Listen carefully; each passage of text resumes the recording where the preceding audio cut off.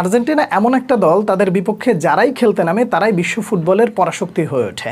এই সূত্র ধরে কেপ ভার্দেকে যদি বলা হয় বিশ্ব ফুটবলের নতুন পরাশক্তি, তাহলে কি মোটেও ভুল বলা হবে? কেন এই কথাটা বললাম জানেন? এমনও কিছু মানুষ আছে, তারা ব্রাজিলের বিপক্ষে যারাই খেলতে নামে তখন তারা ক্যালকুলেটর নিয়ে বসে যান, তারা ক্যালকুলেটর বিদ হয়ে যান এবং ওই প্রতিপক্ষ দলের র্যাঙ্কিং কোথায়, তারা কয়টা ম্যাচ জিতেছে, তাদের বায়োডাটা কী, তাদের হিস্ট্রি কী, সব কিছু খুঁজে দুনিয়াটা একেবারে গরম করে ফেলেন। কিন্তু যখন তাদের বিপক্ষে কোনো দল নামেন তখন তারা আর ছোটো দল থাকেন না, তখন তারা অনেক বড় দল হয়ে যান।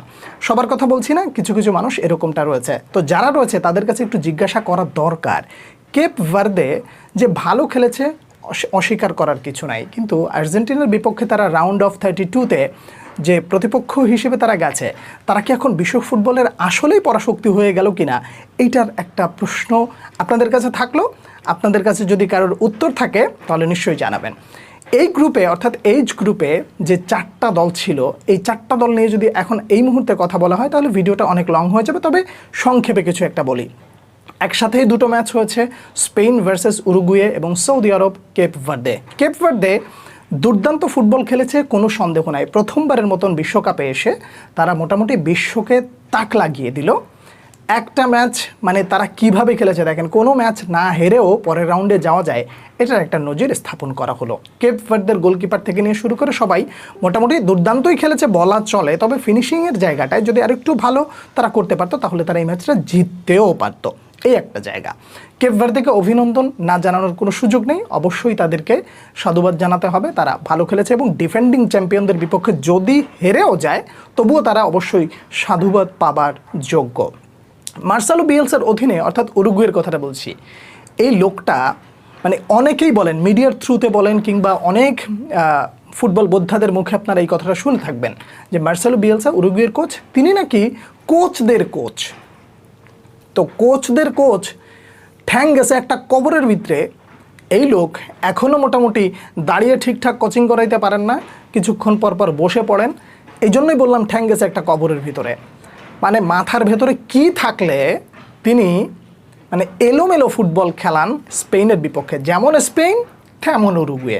স্পেন বল কন্ট্রোল করেছে, এটা স্পেনের স্বভাবগত দিক যে তারা স্বভাবতভাবে সবসময় বল কন্ট্রোলিং নিয়ে খেলে, এটা খুব স্বাভাবিক একটা ব্যাপার। কিন্তু এলোমেলো ফুটবল খেলবে উরুগুয়ে এবং টানা দ্বিতীয়বারের মতো গ্রুপ পর্ব থেকে বিদায় হয়ে গেল এই উরুগুয়ে। আপনি কি এটা বিশ্বাস করতে পারেন? উরুগুয়ের এই মুহূর্তে একটা এক প্রকার গোল্ডেন জেনারেশন বলা চলে যে মার্সেলো বিয়েলসা পেয়েছেন, কিন্তু সেই দলটাকে নষ্ট করার কারিগর হবেন, এইটাকে আসলেই মেনে নেওয়া যায়?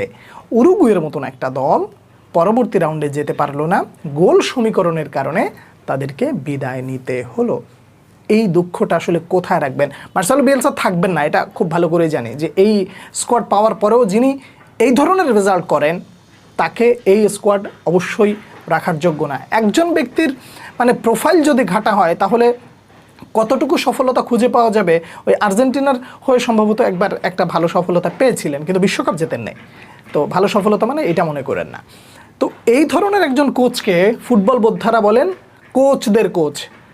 মানে ফাজলামোর একটা লিমিট থাকা দরকার। মানে মানে বলেন, বিশেষণে বিশেষিত করবেন, এটা স্বাভাবিক, কিন্তু তাই বলে এমন কিছু বলবেন এবং সে বিশ্ব আসরে এসে একটা গোল্ডেন জেনারেশনে একেবারে পুরো মেরুদণ্ড চূর্ণ বিচূর্ণ করে দেবেন, এটা কি মেনে নেওয়া যায়?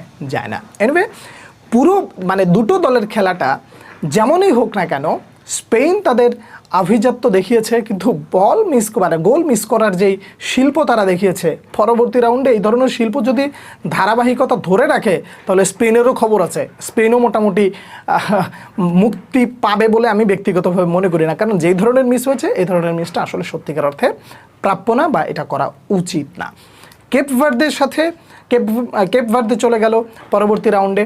সৌদি এত জঘন্য ফুটবল খেলবে এটা আসলে আশা করা যায় না। কেন এটা আশা করা যায় না?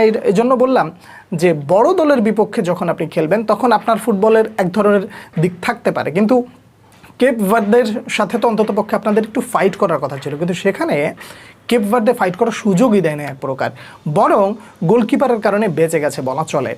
কেপ ভার্দেকে অভিনন্দন জানাতে হবে অবশ্যই। তারা যেহেতু কিছু মানে এক শ্রেণীর বিশেষ মানুষের কাছে ফুটবলের পরাশক্তি হয়ে যাবেন, মেসিদের বিপক্ষে খেলবেন, সেহেতু এত বড় একটা পরাশক্তির খেলা কতটা দুর্দান্ত হয় সেটা দেখার অপেক্ষায় রইলাম।